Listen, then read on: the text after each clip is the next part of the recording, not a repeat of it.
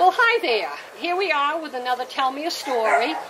My name is Joan Osgood, and as we've said in other interviews, this actually is brought to you by the Friends of the Sandwich Town Archives, Foster.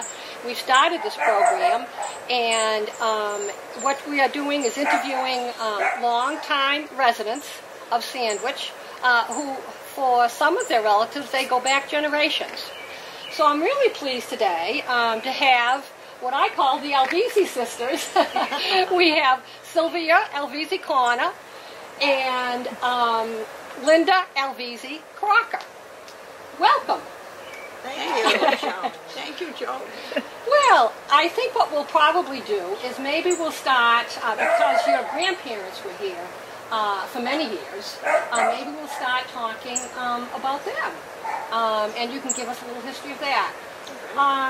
For instance, could we talk about how your grandparents, Mr. and Mrs. Alvezi, how did they come to Sandwich? Where did they come from, and how did they happen to arrive in Sandwich? All right, first of all, Fernando, my grandfather, was born in Bologna, Italy. Bologna, okay. Right, in 1882. Yep. And Anna, his wife, my grandmother, was born in 1884. And he wanted to go to America. They had a child in Italy, Pauline, in 1904. Pauline, they were married in 1902. And Pauline was born in 1904. He wanted to go to America. But his mother said, well, you're not going to take Pauline and Anna to play, you don't know what's there. What's there? Yeah. So she insisted that he go first and see if he could get a job. So he came, he got a job with the Tremont Nail Factory. Oh my gosh, sure, in where here? Yeah, right, yeah. Right, and they had a house there.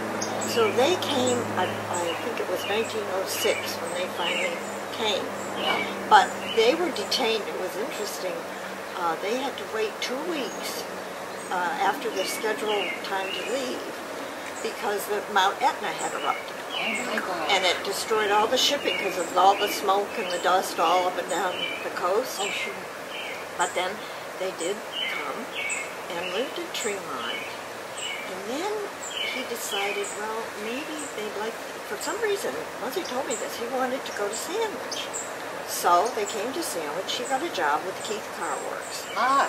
And regretted that he had to pay 5 cents for the train. Because he had, what did he get on the train in Sandwich and had to travel to where he? Yeah, right. Yeah, and that was 5 cents. Right, right. He didn't like that. He didn't like that. No.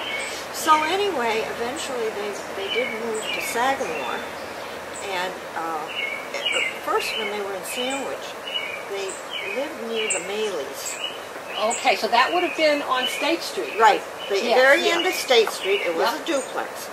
And the Maleys were their neighbors right next door. Yep. And this is what brought tears to my eye. Every morning, Mrs. Maley would go out. Well, my grandmother was hanging clothes. Yes. And she'd say, good morning. And then she'd point to my grandmother, so my grandmother would say, good morning. So that was how she started to learn English. Well, after a while, he wanted to go back to Sagamore, because he said, look, there are a lot of people speaking our dialect there. Sure. Well, they went back, and she cried every night. Every night Oh she my cried. gosh, she missed Sandwich? Yes, she did. And he said, really. I don't understand why you're crying so. And she said, I want to go back to Sandwich where my Irish neighbors were teaching me English. Oh. So back they went and found a place where there was a dry cellar. So that was it. But right, he wanted to get out of Italy because all the socialist movement was very strong there. They were speaking lectures all over. Lectures in the streets and yes, on the sidewalks. On box tops and you name it. And that made him very nervous. Yeah, he wasn't into politics. Right, no, right. He didn't like it. And evidently, Muzzy told me this years ago, maybe 5 of his brothers, they all disagreed politically. And he said, well, this country's going nowhere, so... They fought every night at the dinner table. Oh, right, yeah. right, I guess that was Yes. fun. And then end up Daddy fighting with his brothers about the Red Sox and the Yankees. Oh, from one generation to the next, yes. Maybe you've mentioned Muzzy a couple times. Yeah. Maybe before we go on, if you could explain who Muzzy is. All right, she was the next to the youngest of the 9 children.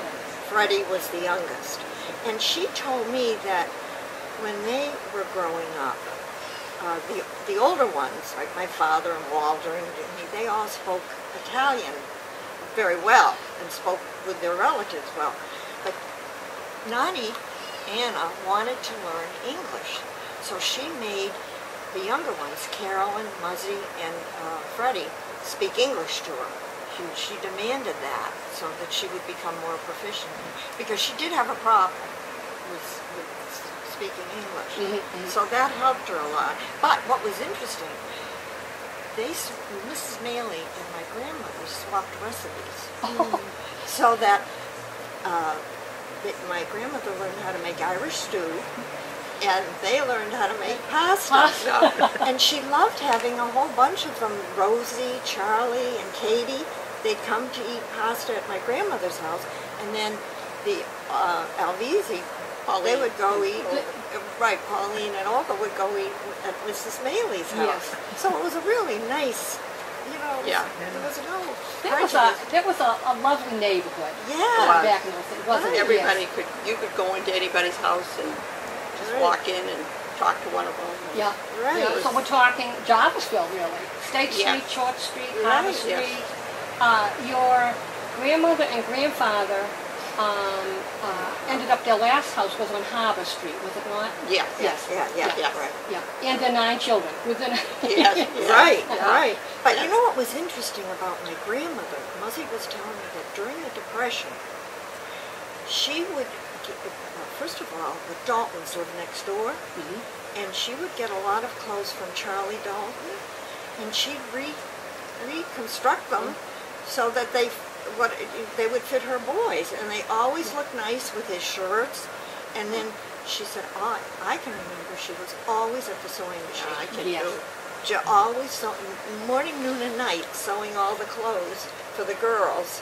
And Because you remember your grandmother, obviously. oh yeah. She, at that, when she was teaching me to sew, of course I couldn't sit still a minute, and I would like this. My grandma, woo, woo, like Slow down, slow slow down. down. You have to do this, feed it in, and you know, she try to, and she'd end up making it. Well, what was also interesting, he got a job during the Depression with this. It was the state nursery, and it was where they were raising trees, mainly for road construction, because it was part of the work project. Oh, yes, the Yeah. WPA, yes. And Muzzy can remember driving and seeing there were all different levels of trees and their growth. Yes. That was really... Yeah. So this was your grandfather working in WPA. Yeah. A lot of men in those days Oh, did. Brought us up right out of Right. the Depression. Yes, Right. yes. Really, and you're reading up about it. Yes, Right. yeah. But evidently, I didn't notice, the town hall had women sewing for people who were clothes to give to people who were unemployed. But my grandmother never went. She made all her own. Well, she had 9 children to take care of. Right, You know, so, right. yeah. Well, she never, what my mother was saying, she just never went to get any of those clothes. Oh, I see what She you mean. did them for her. She did it, yes. Yes. For her children. Yes. I think your grandmother too had, I talked to Muzzy too. Yeah. And could you tell us about, she talked to you about your grandmother and her helping with people having babies. Oh, yes. Yes. Yeah. Dr. Beale. Oh, he would come and get her and take her up to the blocks at Sagamore because she could speak, understand, and they were very afraid of doctors. Oh, sure. And so she would interpret and say, he'll help you. And yes, exactly. She's quite an assistant on that whole project. Mostly, I think, as a translator. Yeah. And once he got, of course, then once they met him, they knew he was, going to help them. Well, but Muzzy did say, though, there were times he would have her go to a birth because he couldn't get there. Yeah, Oh, my I God. heard She that did too. do that. Yeah. Well, she was Yeah, Dr. Beal always, as a kid when I'd go in there, he'd always say, how's your grandmother? Yeah. And I'd always say, fine. And well, we have this thing about Dr. Beal. Can I throw this in? Please. Nancy Beal. I met her, summer girl, my whole life. In fact, she was just here this summer. But her father was young Dr. Beal. And when he came to sit and graduate, he came here, and everybody wanted his father. So a guy he knew was opening up the Jacksonville Naval Hospital. So he went down and ultimately became the head surgeon. But what Nancy still has, I don't know if you girls are aware that Dr. Beal had a cure for cancer. Yes.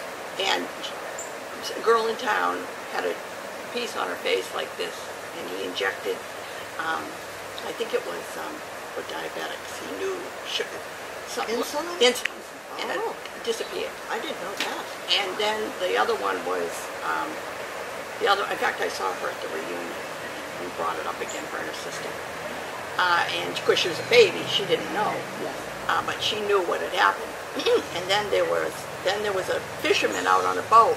Cancer was eating his whole ear off. And Dr. Beal went out there.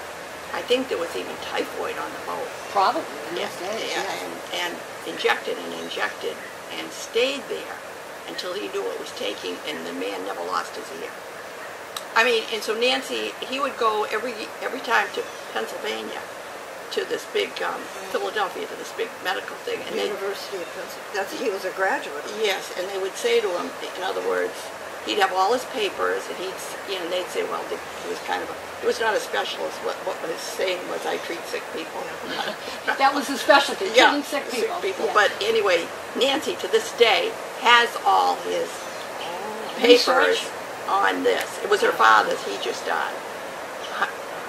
Was he? Yes, he was 100. So this is Dr. Beal's son, Dr. Beal. Young Jim Beal. Yes. And but anyway, I just wanted to throw that in. That's how far ahead of his times this man was. I mean, it was just remarkable that he was. I can remember him saying to my mother, "Now don't feed her white bread, Marion." Yeah. Because he was all against the preservatives. He had the mice there. Oh yeah. Way ahead of his time. Way, Yes. I know. And then when they were stayed at the cottages on the beach, they'd have a clam bake, and Dr. Beal would come, God love him, in his bow tie and his suit. They're all out there in swimsuits, and I can still see Dr. Beal with that straw hat sitting there, waiting to get his lobster. In his bow tie. Yeah. With his signature. Yeah. I said to Nancy, your grandfather is my favorite person. She said, mine too. He was so beloved God. by the community. So brilliant. beloved. Yes. Yeah. So I just, Yes. Yeah. So your family ended up, your grandparents and their 9 children ended up living on Harbor Street. yes. And they all went to HTV school. Yes. Did they? Yeah. What about Jimmy? Well, Jimmy loved football. Now my father, Abe, liked basketball, and Walter was a big baseball star.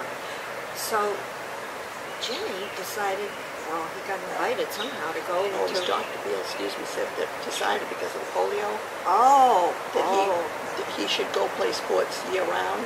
So Jimmy had polio. Your Yeah, uncle Jimmy had polio. So he wanted to play. Well, he went to play football because that was the fall season. So during the fall, he went to school at Barnstable High School, and one of my clients happens to be she was a Jones, and she remembers Jimmy used to walk the tracks from Sandwich all the way, to Barnstable. So finally, her father, who was Alan Jones, a representative, invited him to live with them during the fall. Yeah. And she said everybody loved Jimmy. Of course. Everybody loved him. I remember him so fondly also. There was no one that didn't love Jimmy. He was just remarkable. So because of his, he was so good, especially in football. Yeah. And was it the Sandwich didn't have a football team? Right. Okay. So he went to Barnstable so that he could play on the football team. And in those days, I think they thought that obviously there was no cure, but now we know. But it was a wonderful thing to keep it moving, so the other muscles didn't atrophy. I don't know what the word is. And I think that's what, to the day he died, man was very active. Yeah. Yes. Very Yeah. active. Isn't that something? Yeah. Yeah. Yeah, that's remarkable. But all the rest did go through the sandwich school system. Yeah. Yeah. Can you tell us a little bit about each of them? Well, Pauline, That's a long tale, 9 children. Pauline's husband, Louis Mazoski, I just thought I'd write, did all the major renovations in the 50s and 60s of the grist mill. Yep. He went all the way to Philadelphia to get the original grist mill, like the one that was to replace. Then he did the Christopher Wren, the Corpus Christi Church. He did all the interior work of Yes. the Corpus Christi. Yes, he did. Remarkable. Yes. Remarkable. He had that. Finished carpenter. All Yeah. the stages of the cross, I remember. Yeah, he did. Yes. The only thing I think they saved to go to the new church, I saw those. Mhm. Yes. Yeah, he was quite. He was quite a He had a contractor. German Finnish carpenter who worked for him. We had something. Yeah, I remember. And then Olga and Ted had my aunt Olga and Teddy Liberty had the hardware store. Yeah. Yeah, and that was on Java Street. Right. And we'd save up. I would save up, get bottles, and turn them in so I could buy myself another pair of roller skates. And I was back and forth 100 times in that little cement park there. Oh, yes, yes. The assistant manager at the BX on the base. It was really Oh, he booming. was. Nellie married a fellow from Plymouth. And they had a store in Green Harbors. And that was our big thing to go with them. We had to wait for Christmas for them to get in to open the presents. Did you know that Mary was a roller skater? Yeah. Your Aunt Nellie was quite a roller skater. Yeah, she Yeah. was a champion of it. Well, the casino. Oh, sure. Yeah. Now, the old casino would have been on School Street. Yes. Right. School Street. And that was sadly the night of the fire. Everybody was there watching her skate. Oh, And Mr. Mazoski was there with the boys. And Muzzy told me it was my father. They saw he was eating dinner. He had come home late from work and he saw the smoke. And he ran over and he was able to rescue grandfather Louis. Yeah, Mazoski. But they didn't know they thought the boys were over there at the casino. And they were locked. Muzzy said they were actually in a room so the smoke got to them. and so what caused the smoke? I think it was a stove. Oh, Was okay. stove? Yeah, I something don't know, like but that. that's I'm what I not heard. sure. It was Okay. malfunctioned. I never heard that story. And Yeah. they just recently, I think, that the other part of the family found, knew in depth what they were. John and Louis. One was in Muzzy's class. Okay. Yes, John. John, and Muzzy said that coming home from school, he was quite a brainy one, she said. And she said, I was just there, socializing. And he said, do you know your numbers yet, Margaret? Do you know your numbers? Yeah, I know. And Yes. Louis would make the boys all these beautiful toys. And they lived there. And Muzzy would go across the street to play, and they kind of, girls don't play with trucks. So Pauline would call her in the house to curl her hair. This is when they lived on Harbor Street. Yeah. Yes, yeah. And her sister lived across the street with the boys her age. Oh, okay. Yeah, Yes. so it was quite a loss for Muzzy. Yeah. Yes. And Lally, she called him for a young one. Lally went to school with Freddie. Yeah, Freddie actually was born after he was an uncle to a child older than you. Oh, because of the... Yeah, Yes, yeah, I can right. see how that Maybe could a year. happen. Yeah. Right. Yes. Talk a little bit about Freddie, if you would. Yeah, he was another very loved guy. He started out when it was just call firemen, and he really kind of made the whole initial department starting out what it kind of is now. Started out the fire department. Yes. Yes. Yeah, it was, Yeah. and he really lived and breathed it. Let's put it that way. He was really loyal to this town, that Yes. job, and he's a great guy, really. Yeah. Great guy. He saw a lot of, he helped in a lot of wonderful things, and he saw a lot of tragic things, I'm sure, Yeah. during his tenure as chief of the fire department. Yes, he did. Yeah. Well, Yeah. wasn't that that big fire that happened with the power plant? Was that the one? The power plant fire was horrible, yes. Well, we were lucky because very, I mean, God, it could have blown up the whole town. Yes. And the fire, Daniel Webster fire. Yeah. That was a horrible one that he oversaw that. Yeah. Yep. Yes. Well, the three of them for a while worked together in that store, because after my father worked for Russell's, he went and started his own store, which is now 2 Jarvis Street. Yes.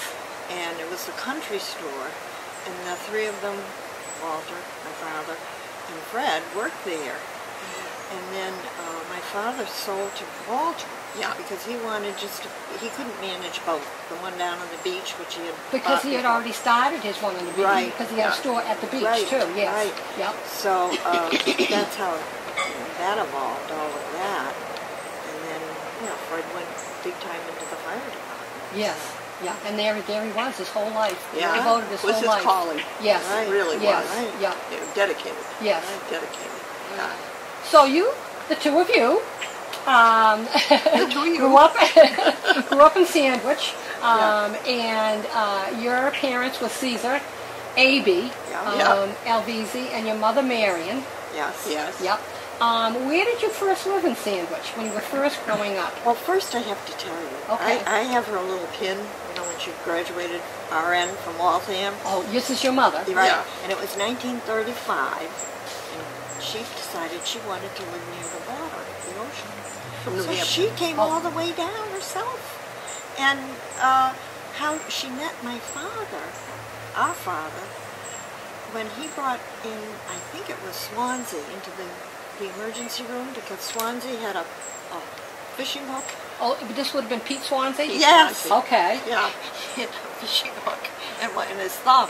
Yes. And my mother was in the emergency room. Then she did everything, emergency room, operating room, the wards, because she said it was no more than a cottage then. This was the Cape Cape Cod. Cod. Right. It Yeah. was maybe 1938, something Okay, like that. 1938, okay. 36, something Sure. like that. So anyway, that's how she met my father. Oh, because he brought Pete Swansea Yeah. in with a fish hook in his Yeah. hand. Oh God! So where did we live first? Pleasant. Well, You you were did. right, Pleasant Street, and my mother. I can still see us with a baby carriage when she appeared on the scene. And at that time, they had these big screens they put over the baby carriage. Oh, yes. And right in front of the Russell family house, I'll never forget it. I was hanging on. I think it was Mrs. Varney who said, "Well, can I have a peek?" Oh, yes. So I can see my mother lifting the screen, that white screen, and that's one of my earliest memories of that. We lived at 19 Java Street. All right. So that would have been, was yes, it. you would have come down, Pleasant, and had just right. going on to Java Street, and that was one of your first memories. But she was so petrified of polio. Oh, Oh yeah. That's what her big, she would take DDT, which is a bad thing. There would be a bug for 20 miles, But we didn't know any different. I know. When we did. When they did the first salt at scene, the whole town, I don't know, Joni, would you kids be? No, you wouldn't be old enough. What year? Salt was 50. 50, okay. the I was born in 50s. 46, so. Yeah, it had to be the 50s. Yes. Well, we stood, my mother and Lucille Flea were the nurses beside Yeah. Dr. Beale, giving the, and I remember standing in line all the way back to the Daniel Webster Inn, and the town hall was, I know, but God forbid if you ever left that line, you never hear the end of it, because that was the big cure, which was. So people lined up. I remember of that. course. Yeah. I still have a scar. Yeah. Still have a scar Sure. from that Oh, soft yeah, it rest. was a Yeah. powerful shot. Yeah. But there's another story about my mother. I always thought our mother was kind of in the background, quiet, witty, but quiet. Yeah. Well, her sister, Mary, told me this story. She said, "Well, Sylvia, did you know when your father went to borrow money to start his business, Bank in Hyannis, the banker, the loan banker, looked at what he had written down, and his wife was Marion Alvezi, and he said, 'Your wife is Marion Alvezi?' Well, she saved my wife." And she was, I never found out what problem she had. You can Yes. have any amount of money you want. Isn't that That is something? a True story. Yes. Yeah. Yep. because of whatever she did at the Cape Cod Hospital to save his wife. I think the baby was breached or something. Oh my goodness. I kind of remember hearing that. Yes. And yeah. But maybe, or maybe that was another incident, but I do remember hearing that. Yeah. Even a smaller world back then. Oh yeah. Yeah. Yes. Very small. Yeah. So, Linda, did you grow up on the Pleasant Street house, or had your family moved to some other area in town at that time? I think she was a baby there. I know that much. Okay. No, we moved to Charles Street. No, Tupper Road. Oh God, yes. I'm sorry, but I was young there too. So It was one of Louis'. Yeah. Louis, it's not there anymore. Louis, it was a Mazoski house. Oh, okay. We rented. That your uncle Louis built. Right, Yes. right. Yeah. Right. Then we got the Paul Wing. I'll never forget that. Paul Wing owned the one on, we moved in, which I loved, the one on Charles Street. It was a bitter day when we had to move to East Sandwich, let me tell you. We're all like, boo. But, Well, because you were townies. Yeah. and we, in Crow Farm, we'd go down there and pick apples. And kittens all over. It was an idyllic time. I loved it there. And Beach Road was, Cloud Neck Road, was dirt. And my mother used to have to pull over. I'll never forget this. Pull over if somebody go by, and you'd see the cemetery, and she'd say, "Don't let them bury me here." We already were. We didn't. Yeah, but the then cemetery you met the summer kids, so things changed. Yeah. You know. Yeah. And then it was fun. Then there were just the Alvanders, the Gages, the Fleets, and the Alvezis. In that that's little all there area. were. That's all the houses that were there on Cloud Neck. Yep. And we would toboggan with David. All the boys had this beautiful toboggan. Oh, it was fun.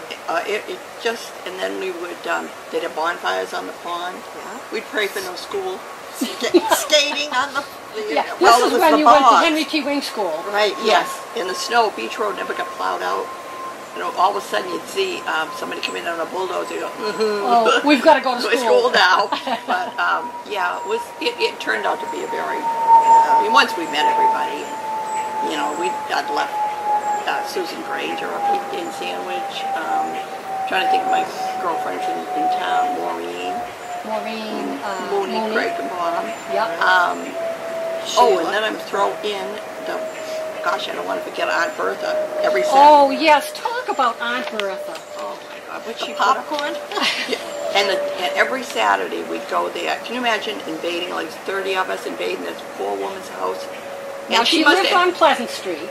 Yes. And she was the leader of the Campfire Girls, right? Yes. Yeah.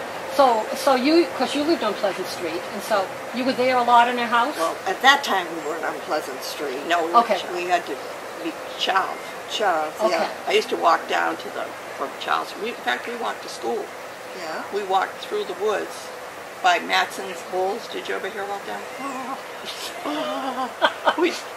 And there was an armhouse. Remember that old deserted house? Mm-hmm. And Jimmy Baz and I, those days it was 1 through 12. And I was probably 3rd grade, and Jimmy Baz would say, "Linda, look, there's somebody looking out the windows." I run all the way to school, scared to death. So in those days, what you would do is, you lived on Charles Street, you would go to the H.C. Wing School through the woods. Yes. Yes. Yeah. And past Mr. Matson's. Yeah. And they were loose, and it was just, it was scary. It was very scary. They would be just looking at you. You know, I don't know if they were hungry or what, but those things used to. Yeah. But yes, it would be Jimmy Bassinati, Charlie Cobra, you and I, the Marching Kids, the Haley Kids. It was like an entourage going through the woods, and most of them, you know, weren't afraid, but God, they always knew somebody like me was afraid of everything. So I would take off 100 miles an hour ahead of the whole pack. Yeah, then when we moved to East Sandwich, it was going to be a big deal. We'd buy a school bus. Yeah. But we didn't realize. Gene Morrow was our bus driver. Gene Morrow was your bus driver. He was a sweet. Oh, I know. Yeah. He was sweet. But we had to walk all the way up to from the end of the beach all the way up to. Yeah, we really they didn't have. picked us up at the head of 6A and Cloud Neck Road. But it was, you know, Okay, so that was a bit of a walk. Yeah. Yes, yeah. Right. but it was, that the worst part was driving all the way around Sandy Neck, and it was a long ride. Yeah, they didn't bring you home right away. Yeah. Yeah. Yes. Yeah, they put Sandy Neck. They picked up the Anderson, Yes, Joy Gay. Anderson. Right. and- Gay yes. was a friend of mine. Gay, yes, yeah. Nice girl. Yeah. Susan Sutton, Susan Lott. Yeah. Trying to think of Mary Albanda, of course. Right. Yeah. Right. And you had Judy Judy Albanda. Albanda was my friend. Yeah. And here it had been Sheila Mooney. And did you know how the two of us got into first grade? No. We were young. We weren't, you know, but at that time, the state, if you passed a certain test, the state would let you go into first grade. And I know my mother was anxious for me to go, so I'd stop fighting with her. And then Gigi, I can still see the two of them looking This is through the, Gigi Mooney. yeah, Yeah. looking through the door of the, I think it was maybe the second grade room they used to test us. Oh. And I can still see I had to make some kind of a little triangular cup or something. That was part of it. And were those two mothers so happy when we passed. They got you into first grade. You and Sheila Mooney. Right. Yes. Right. Yeah. And the best part was when her was it your 60th birthday they had for you? Oh, yeah, well, it was supposed to be 60. Well, no, I got to tell the story. All right. So it was her 60th birthday, and I had all her friends coming. So it was a blizzard. It was, and Oh, in February, yeah. And so Barbara Walling, was coming, and she said, she called me up, and she said, Linda, and I said, yeah. You're still coming? She said, oh yeah. She said, I just went down the archives. Your sister's not 60, she's 59. I said, what? What? I said she was 4 years ahead of me in school. I just figured she was 60. Of course. But, so I said, wait a minute, Bob, I had a cake that said 60. So what did I slash the 60 and I put a 59? I said, okay, everybody comes. She's 59. That was a good thing. Yeah. Well, you really were surprised. Yeah, right. Yeah, she was. She was like, just coming for dinner. What are these cars doing here? To my husband, I said, what's this? You know? Oh my God, gosh. that was funny. Oh, she And was. Barbara Gage was the funniest person. Oh, I yes. Oh, And she was our, just so people can remember, Barbara was, Gage Walling was our town clerk. Right. Yeah. For years and years. Right. Yes. And a There's another childhood dedicated friend. person. Yes. Yes. Right. She Yeah. was a childhood friend, also. Bobby Gage, Dickie Gage, Barbara. Yeah, Yeah. those are her brothers, yeah. Talk about, she was very dedicated to our archives. Oh, yeah. She was very She was a good girl. Yes. She knew. Yes. Yeah. Can you tell us any stories about going to, you got one. I've got a good, remember the junior prom? Oh, yeah. Well, Carolyn Van Busker, Tertian and I didn't like what we saw as possible dates. I can't believe we did this. We went over to the air base. We got in. Then you could go in. Yeah. And we picked out two guys. Cute guys, too. I remember them. Well, we thought we had it all set. Well, they never showed up. At the last minute, we called some of the boys in our class, and they took us to God love them. So she became queen of the prom. I said it's a good thing. Well, I thought those boys didn't No, they never showed up. They never showed No. up. Well, that wasn't yeah. very nice. I know. Yeah, They yeah. must have said, "Oh, those young girls." Yeah. Well, Wasn't it boys you dated from the base, though, that were cute? no, we never saw them again. No, not them. Then I got it confused. So, but Carolyn Van Busker, Right. who was your friend Yeah. and his school friend, Tertian, she became queen of the prom then. Yeah. I remember that. Even Boy, with we were right in time for that. even with the second and leftover person for her date. Isn't that something? So she is loyal to our class Oh, gosh. to a fault. Let me tell you that. Yes. Oh, she really is. Yes, I would. We would love to have her interview. Yeah. We'll see if we can get her at some point. Tell her you snagged me. Yeah, I will. So, any other stories about HT Wing School, or any stories in general that you think that? Well, I comes to mind the creepiest one was Halloween. Although we would meet, all of us campfire girls, just about the whole town in those days. Yeah. You know, everybody was your friend. But the big requisite to pass for something, I don't even know what we were doing, but we'd have to go through Commie Hill. Oh, yeah. The creepiest place in this, there Yes. wasn't Now, any... tell people what Commie Hill is. Okay. What we call Commie Hill. Heritage Plantation was not. It was just a, what was the name? Is it Shaker Road now there? Or The what's Shaker Road, yes. That's up the road. in through the, in back of Sean Pond. Right. Yeah. Yes, yeah. Well, there were houses up there, and they were summer people. And they were, I think one was an editor of something with Time Magazine. They were pretty influential college professors. Socialists. So, yeah, socialists, right. And Red was there.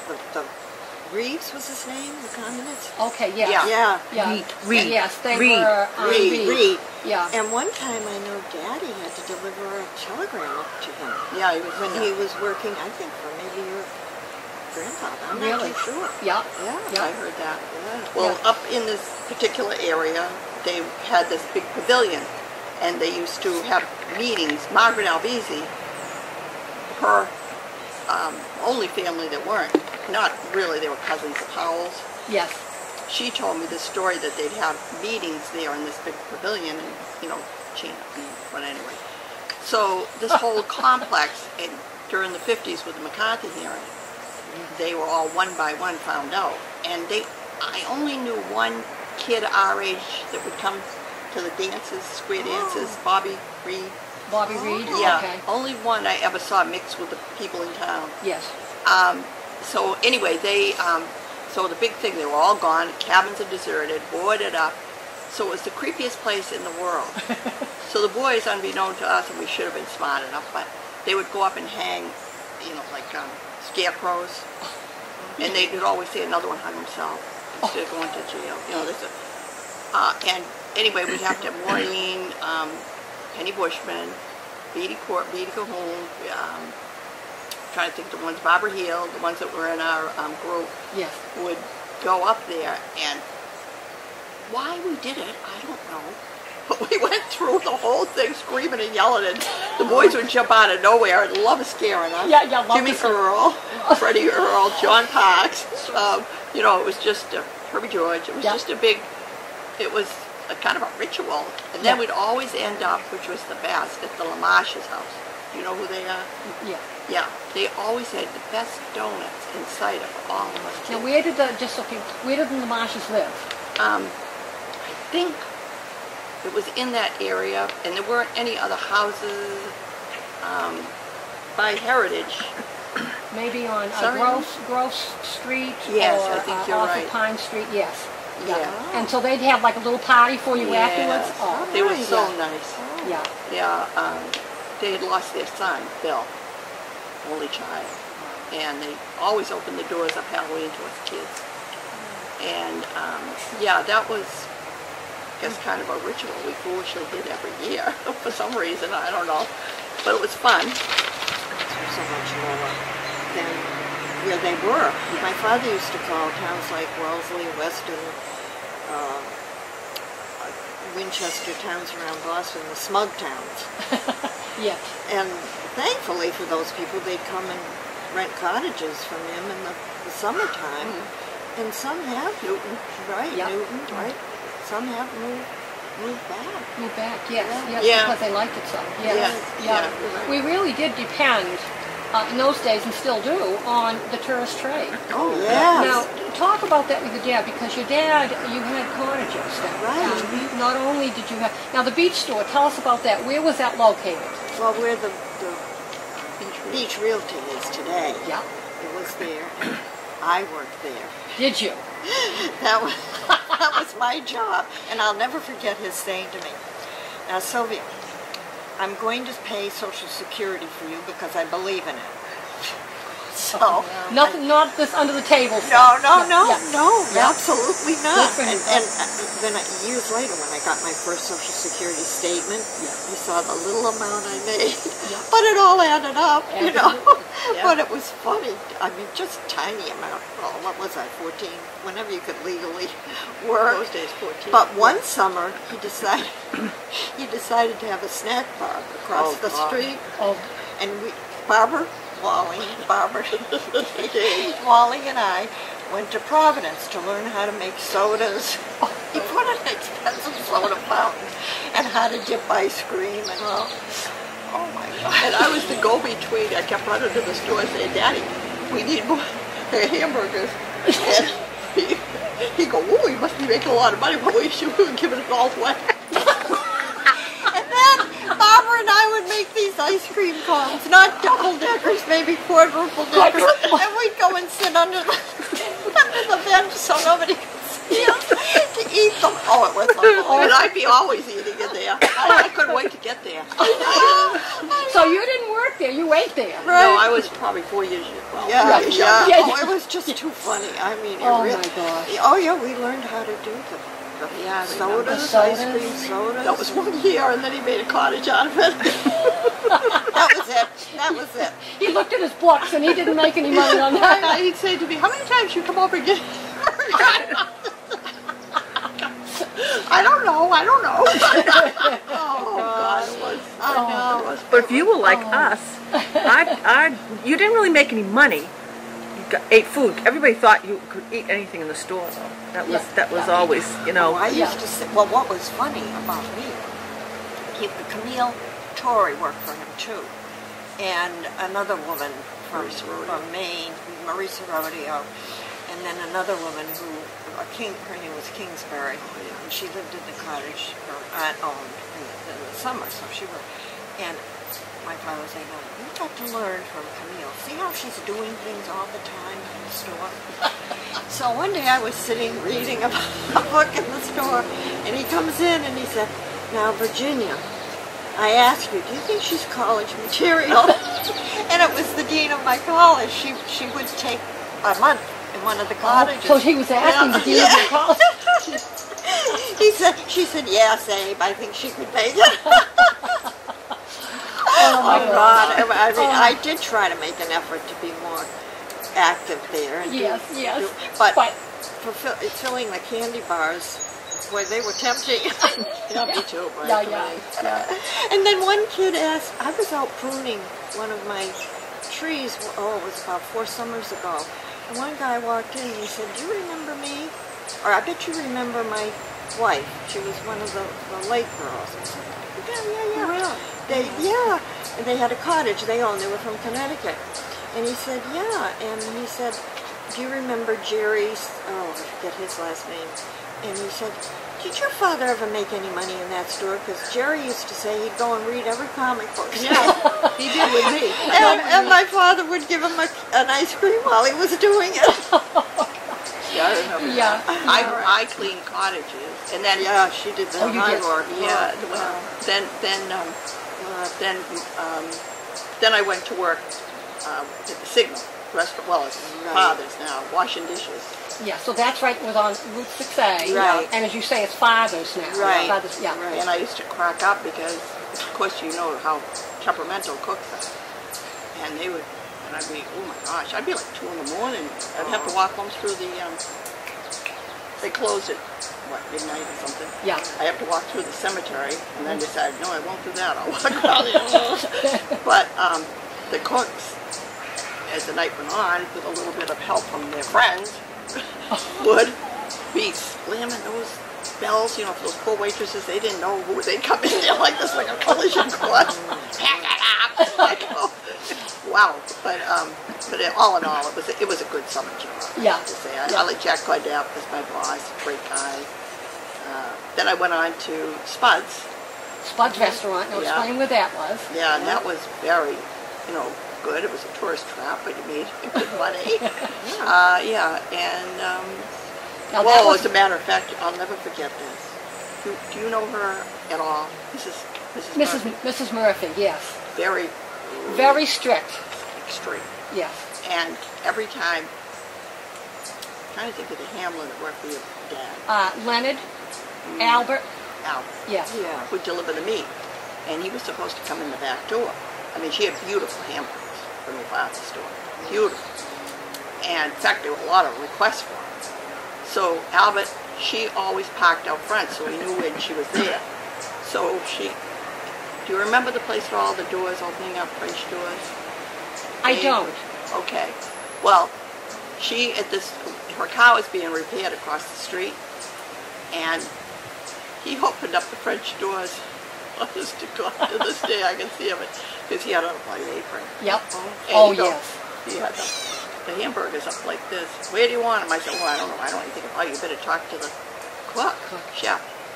So then he goes to me, hey, where's the old battle axe gone? And she was quick though. She said, the old battle axe almost got hit by that door. She was reading the paper. Yeah. And she said, Yeah. smack door. And he said, Yeah, she was a real taskmaster.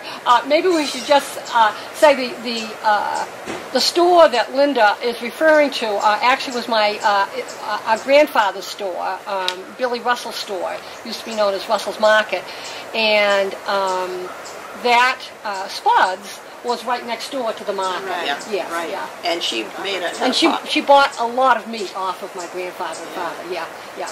She made an excellent, well, the cook, a pot roast that your father would, or your grandfather, I don't remember. Yeah. But always there were requests for that. Was her, yeah, Yeah. yeah. It was- She had good food. And She did. across the street, remember, it was Mr. Cahoon. Yes. Yes. Remember that Yes. restaurant? Oh, yeah. What was that called? Tax? Cappy's or I don't remember. I remember the store. Yes. Yeah. Yeah. It meant Mrs. Cahoon would do all the paintings on the table. Yeah. She was quite an artist. Yeah. Right. Yeah. Right. Yeah. It was good. That was good. Fried clams was kind of their specialty. Yeah. Yeah, and chowder. I remember going there. Very nice. There were probably more restaurants then than there are now. Yeah. Yeah. With home cooking. Yes. Yeah. 'cause Yes. It was Yeah. all home cooking. Yeah. I thought it Yeah. was good. Yeah. Everything. Dane Webster had the best lobsters. Yeah. It was a good time to have restaurants. Well, this has been truly fun. It I has. have to say. Before we sign off, anything else? Anything that we haven't talked about that perhaps you want to talk about? You want to get anything in before we close? Any other story? No, I think we kind of. You were great. Oh my It all- gosh, this was such fun. It was very nice, Joan. Yeah, it was very nice. Well, we're going to sign off. This again is brought to you by Foster. That's the Friends of the Sandwich Town Archives. And again, it's been a lovely time, really fun talking to Sib and to Linda. Thank you very much. Thank you.